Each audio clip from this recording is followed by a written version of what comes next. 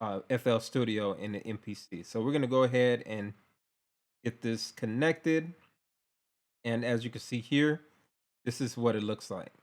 So right now, I already created all of the parameters that are required. But I do want to show you one thing about this Bome MIDI Translator Pro is that if we go into View Log, we can now see what MIDI is being inputted. So in this case, we'll press play, and right away you can see the MIDI Akai network, right? You see FA, which is a sign that it's starting. This F2 represents finding the location of the start point. FA is the start. And as you see, I have FC is the representation of stop on the MPC. So what we're going to create is a virtual MP uh, translator, so that FL Studio can recognize these MIDI ports. So in this case, we're going to make it so when we press play, it's going to press the space bar to start. Press stop, it's going to press the space bar again.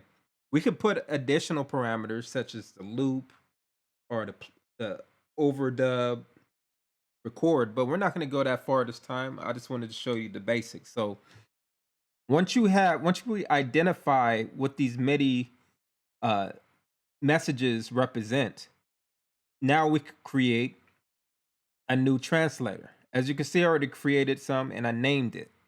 So all it is, I created add translator, named it MPC play. The incoming tab, we changed it to MIDI messages.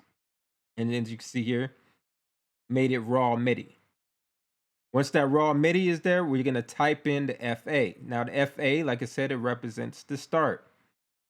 Make sure the swallow MIDI message is running so it doesn't pass any additional MIDI with this message to the routed port. So it just filters it out. Then we have the project presets, right? You can make specific port, but I don't recommend that. Once we have that, we're going to go to the outgoing. And you can see there's a lot of different tools we could use: MIDI ports, MIDI messages, even Apple script, right? There's a lot of things we could do. But in this instance, we're going to go into keystroke. In the keystroke, it allows us, as you can see here, set up various ways of operations once the MIDI is implemented. In this case, it's going to be a space bar.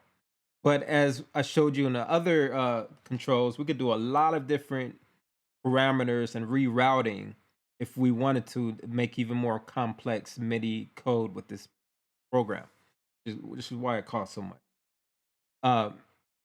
So once we have the play, we're going to do the same thing with stop, but this time we're going to use the FC. Raw, everything's the same, right? Once that's set up, well, we have this initial virtual machine design, which is the F Studio new preset. Now we could go in here to this MIDI button that I just pressed, and we're going to activate, make sure the input of what we have here, the network is on, and make sure the virtual in is selected to turn on. This virtual port here, this one here is just a test port. It doesn't show up in the DAW. It's just used for debugging with inside. But the one that you want to make sure is working is the MIDI